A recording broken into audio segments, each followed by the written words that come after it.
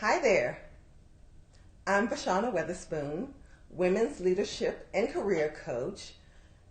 I work with women who feel frustrated in their careers to help them to emerge from stuck and surge into success.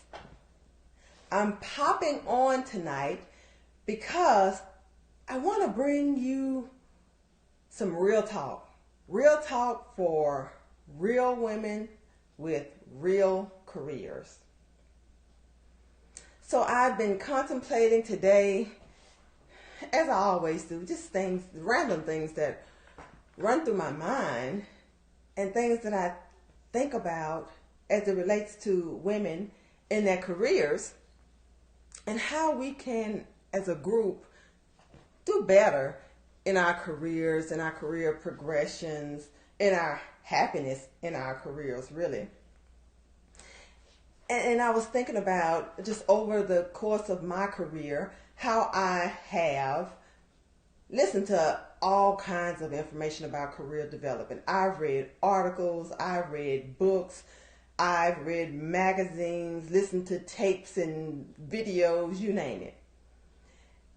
And out of all of that studying and research that I've done regarding career development and how to move up and advance in your careers, I must always say I've always come out disappointed when I've read the information because it really didn't resonate with me. It didn't resonate in my soul because it was always about how you make your employer happy, how you jump through hoops and monkey rings, to get to the top of your career and all the things that you need to do to follow the book, just pretty much the status quo.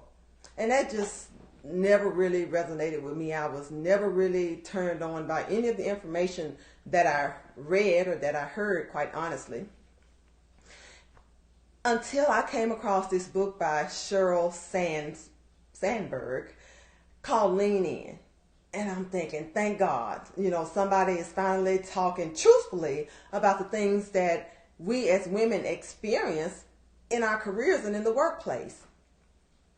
And then when Melinda Gates came out, when she joined LinkedIn last fall, she posted in LinkedIn, she posted an article and she was encouraging corporations to stop expecting workers or every worker to be a workaholic. And I'm thinking, yes, somebody is finally saying what I've been thinking all of my career, really. I mean, I'm a big proponent of work integration, integrating your life and your work and making I think your work should fit around your life. The life that you design yourself, you should have work that supports that and makes it work and make it all work together in a seamless kind of fashion. And that does not mean balance, because I know people have this whole thing about balance. And I'm not talking necessarily about balance, but I'm talking about keeping everything together, keeping yourself sane and keeping your life sane, your career sane. And I don't think being a workaholic is the way to do that, because if you think about it, what do you really gain from that? You burn yourself out, you work your fingers to the bone. Most of the time people don't really recognize it. A lot of people hate their jobs in the beginning. They feel undervalued, underappreciated. You get sick, high blood pressure, cancer, and all of these other kinds of things that people experience because they're stressed out. And if you're stressed out in your work, you're not doing your best work anyway. You're really just occupying a position. And so I've just always been a proponent of making it work for you. And in the process, you want to do a good job when you get to that job so that it works for the employer too. So it's a win-win situation. So I am just popping on really because I want to encourage all the women in the workplace, whether you have families at home or you don't, to evaluate, since we're in the new year, making New Year's resolutions and figuring out what we want to do in the year coming forth.